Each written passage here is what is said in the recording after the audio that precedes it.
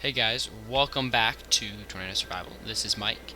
Last episode we did a little bit of work on our tower. Hopefully we can finish the top of that today.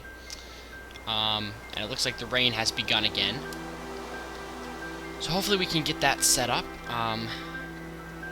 Actually, I think we could probably... Let's see what we got. I don't even know what we're going to do up here. But I got a couple interesting things to talk about, a couple things I'm excited to talk about. And then we'll go from there. Okay. Let's see. Now I can just flatten this out and then build like a glass dome. Real quick, I can talk about some of the comments and questions you guys had.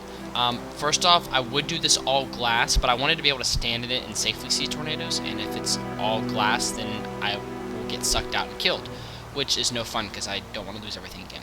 Second, you guys wanted me to change the data values for the stuff. Now, I thought I did this, and I went and I'm like, oh, it got updated, so I went and I re-added the values in.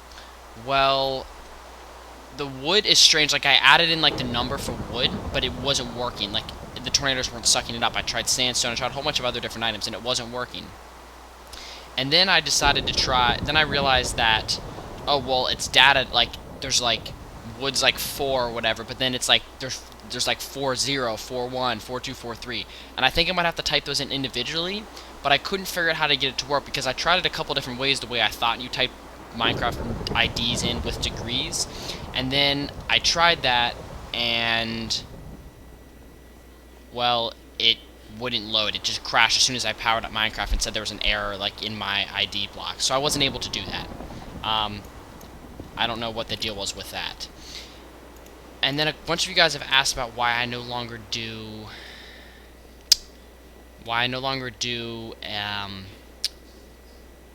whatever it's called. Shucks. Why don't I do Mine Colony? And I haven't checked up on this, so this could have changed, but I'm fairly certain that Mine Colony no longer works with... Like, it hasn't been updated since, like, 1.4 whenever I did that series. Somebody else might have taken it over, but as far as I'm concerned, it hasn't been taken over. So that's why I never picked Mine Colony back up again. Last thing I saw from the comments was making my command block, and we had decided that it'd be a diamond surrounded by redstone blocks. It's not going to make anything. Okay, now I'm going to type in the ID and give myself a command block to give myself a tornado warning system. So I'm going to burn these. We'll throw them outside. They can get sucked up by the tornado that's probably going to come here soon. But give me a second. I have it... Come on. Get up. I have it pulled up. I have it pulled up on here. Let's see. It says data values 137, I think this is. Slash give 137. Slash give Mike 793 137 1. Oh, hey, it worked. Perfect. Awesome. Okay. I don't know how to get this to work. Shoot, I probably should have looked this up. Let's see. I want it to say a message.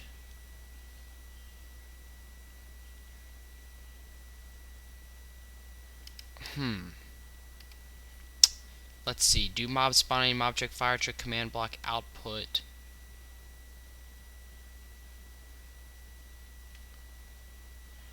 Oh, maybe it's like this. Command block output. You guys are probably like, no, this isn't right. Block output.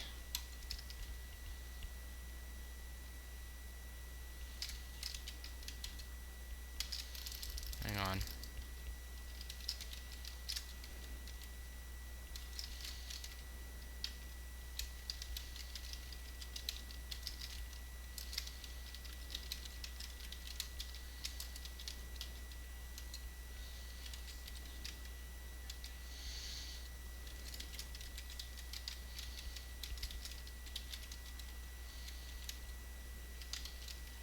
An eastern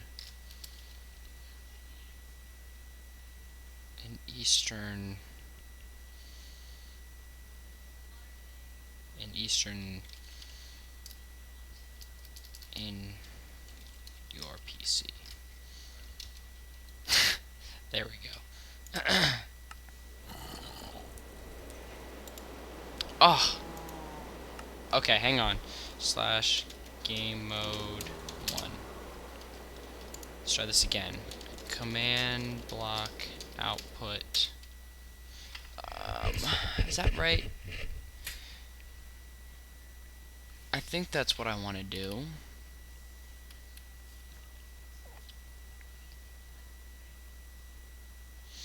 I could probably like program it to like detect when there's tornadoes if I really knew what I was doing.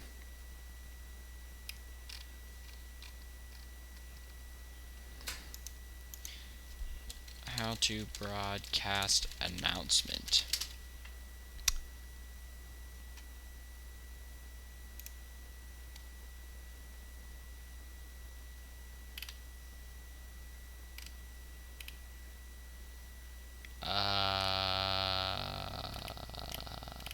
Not helping. Okay, let me just type in what I did. If this doesn't work, somebody please comment below and let me know how to do this.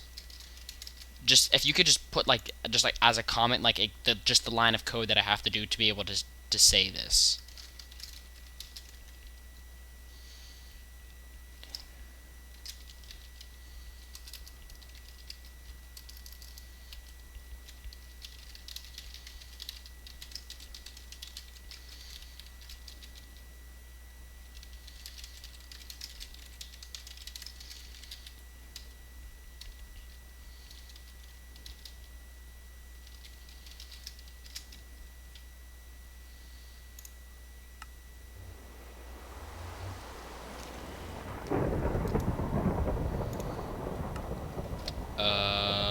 What did I do wrong?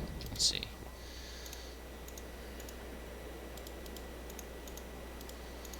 Let me test this super fast. If I activate this, what happens?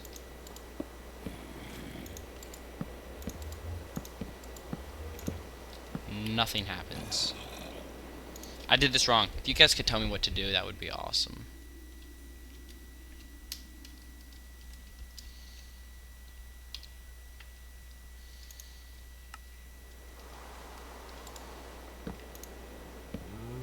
Yeah, okay. Whoa, that lightning strike was right there. Okay, yeah, tell me how to do that, please. That'd be greatly appreciated. Oh, okay, I need to get out of this. Game mode 0. Okay, there we go. Second thing up. I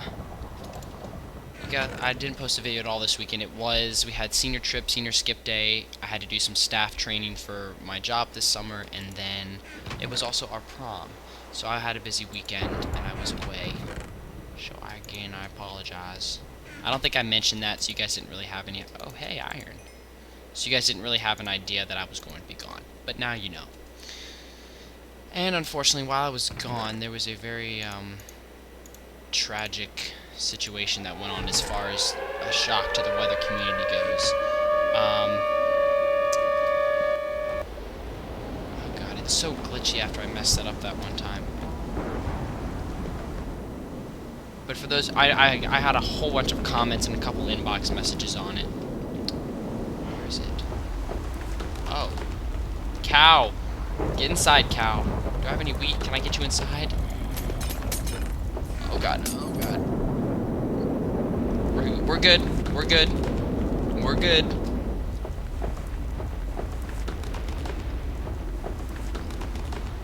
Man, that went right over us. I know I should have grabbed those cows while I had the chance. Dang it. Nope. Nope. Nope. Don't do that.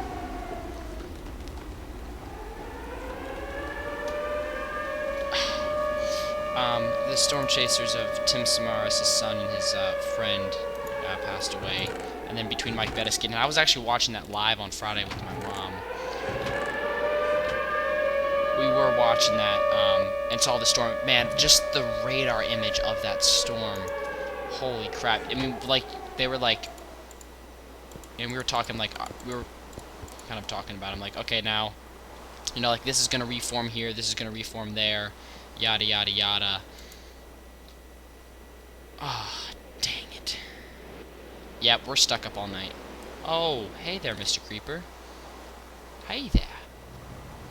And we were watching that live, and that was pretty crazy. We're like, that symbol's right there. That tornado exploded like you wouldn't believe. And actually, today, they released it, and it is officially the largest tornado ever recorded in the United States. It was another EF5, and I think it was an EF5 for a very short amount of time, but 2.6 miles across is just ridiculous to have. I mean, can you... I'm thinking, like, that's the size of, like, our entire town, like, across the entire neighborhood, all the way to the fire station to the school is, like, 2.6 miles is just unimaginable length. And I'm sure that that thing was moving, like, southeast, east, and then all of a sudden it turned pretty sharply northeast, and impacted them that way. So I think I'd like to think that's where they got surprised, and that's where they ran into some trouble. I'd like to think that's what happened. You know, I mean, the book I was talking about, Big Weather, I was reading, it was kind of ironic because it was actually just talking about Tim Samaras, and it was just talking about storm chasing, it was talking about the controversies behind it, and, like, the fear of people getting hurt, and then there being legislation and problems with it. And, you know, it was, of course, very interesting. It was kind of ironic that I was reading that, and then, sure enough, they got stuck in it. But the video of Mike Bettis' car getting flipped, and them inside of that's just ridiculous. So I guess everybody was trying to drive south, and the storm was so big, it was a multi-vortice tornado. And if you guys don't know what that means, go look at some of the videos of it. It's got multiple tornadoes. Like, there's the greater circulation, which the greater circulation was up to 10.2 miles wide, the mesocyclone itself, and then, like, the lower base was obviously 2.6 or 3 miles wide. And then it had the smaller tornadoes that would spin up, and then it would rotate around the big one. And they said the larger tornado itself, the whole tornado that was measured to be like 2.6 or whatever, 2.6 miles wide, had winds of like 128 or like 198 miles per hour was the actual, like, tornado itself. So what would happen is those little vortices would spin up on the bottom of it, and then they'd be rotating, like, throughout the big one, and those little tornadoes would have about 100-mile-an-hour winds in it, but they'd be moving at 198 miles an hour. So you would get a wind speed of 298, but then you would also have a tornado itself moving at you at 198 miles per hour. So all of a sudden that can sweep in. And then Interstate 40, which was what they were going on, and some of the roads, the tornado had a projected path, and apparently, I'm not sure how true this is, but the rumors going about it were that the tornado the road was indeed closed because they believed the tornado was going to cross it, but then there was a traffic jam because the amount of chasers that were there. There was a radar map they had out of all of the chasers that were out, like, in that area, and there was like 36 red dots, and they were all, like, stuck on these roads and literally just couldn't go anywhere. With the traffic and with the debate over, like, should people be allowed to, you know, is it safe to go travel to other town, like, to get out of the town? It is in a small town, but in a city like Oklahoma, in a place like Oklahoma City, it's a little difficult to do that. So there's a whole bunch of factors that I know they're still looking into. And if you saw the truck that Tim Samaras was in, man, the engine was like, just the engine was the only thing sitting there, and there's just like a crumbled up tin ball that apparently they were in. And it's just very unfortunate. And I'd have to agree with what people were saying. It's him being a very safety precautious person. See, the Weather Channel's been showing his interviews. Discovery Channel had a show and had that episode dedicated to him on the Moore tornado. It was a very tragic thing. And I know it's a huge hit, a huge blow to the weather community as a whole. I mean, he did some serious feats. And the other thing that I'm like, all this stuff has, like, happened, like, as I was talking about it. By the way, I've made my video for my video on lightning and sprites for my English independent study, and it's going to be uploaded on my second channel. But it ended up being like, it was like 20 minutes long. So I actually have to make it shorter because I have to present it to the class. I'm just going to turn to my really long, like, 5-page paper that I just spontaneously wrote on lightning and sprites. I didn't even talk as much on sprites as I wanted to. I talked so much on lightning because it was so interesting. But I have to make a video that's more like 5, 8 minutes long. So I'll upload that when it's finished. But a lot of the footage that I used, the slow motion footage of lightning, was something that Tim Samaras was researching. So that was also super interesting that I just happened to be working on that with him. But I'll be sharing that, and all that stuff will be dedicated to him because he did a heck of a lot of research on that stuff. But nonetheless, our watchtower for tornadoes is now finished. Hopefully we can spot them better. If the tornado warning goes off and we didn't have this map, we would run up here super quick. I might even put a ladder in. We can watch it. I believe we will be safe in here. The glass will blow, but I don't believe we'd be sucked out because of our floating cobblestone wall, because that makes sense, right? We'll go with that. Okay, what's to do now? No idea. We might need to go get some more logs, though. Alright, talked about Tim Samaras, talked about the storms. All you guys' comments were either very supportive of the commentary last time, or you were like, what the heck, this is freaking crap. Just one more note I wanted to add on that. Like, extreme weather happens for a reason. All the southeast that was in a crazy drought beforehand is... Oh, you're over here. All the southeast crazy drought is no longer in a drought, and they're getting plenty of rain. Same with the Marys, like Oklahoma City with the drought is now getting like... Oh my gosh. No! No! What the heck? Freaking jerk. They're all getting, you know, like, rains now. The climate usually sorts itself out unless it's a place like Southern California where literally the climate is changing to a desert, to what wasn't a desert. Whether that's because it's man-made or what. But one year you might not get as much rain, there's going to be a drought, but the climate will, Mother Nature sorts itself out, and things end up working out. So that's, I mean, that's how averages have. You'll have a hot day and you have a cold day, and then those two together create the average. Like if I have a 90-degree day and or like a 80-degree day and like a 60-degree day, it averages in the middle, and the days that aren't after a cold front or aren't ahead of a cold front will be average days, but then all those other days are either above average or below average, and then they cancel out to equal the average days. So that's how the average is forecast, and same with the rainfalls. You'll have a day where you won't get any rain, you'll get a day where you get a lot of rain. Those sort themselves out. So something to add to my conversation from last week, because a lot of you were like, well, we had this crazy weather and stuff. But I appreciate the feedback from all that. Okay. No! And when I win for president, those words will probably be played on national television, and then people will judge and be like, he doesn't believe in global warming, because 20 years from now, everything might have burned down. Oh my gosh. What the heck, dude? Can you not swim, cow? Can you not swim? Come on. Let's go. Animals are the most frustrating thing in Minecraft. Jeb, they're so broken, they suck. I don't know why they just can't randomly spawn anymore. I'm never going to get this cow out of this madness. If I touch him once, it's probably going to die. No!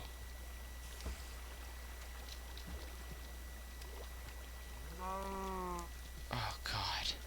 No! Oh, my freaking... Dumb animal! Senior Assassin. I can update you on Senior Assassin. I can confirm there's 4 people left out of the 135, and I am one of those 4. I have to figure out how to get my person out. It's going to be very difficult to get my person out. I think my only hope is getting him out when he goes to his girlfriend's house, because he won't be parking in the garage, and when he leaves his girlfriend's house. But I have to figure out when that's going to be. That is going to be the challenge, figuring out when he's there, because she lives over in the like far country part of the county, and it's a drive out there. That's my only hope. I can tell you the quick story of my assassin. We had our spring sports banquet where we go and they're like honor the seniors and like other stuff about it. And yeah, of course he was the person who had me was there, and I rode my bike to everything now. Like anything I do is on my bike so that I can be considered safe going to and from my house.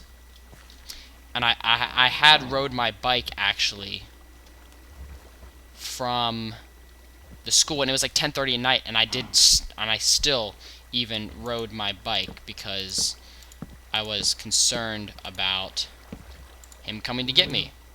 So that's why I rode my bike again.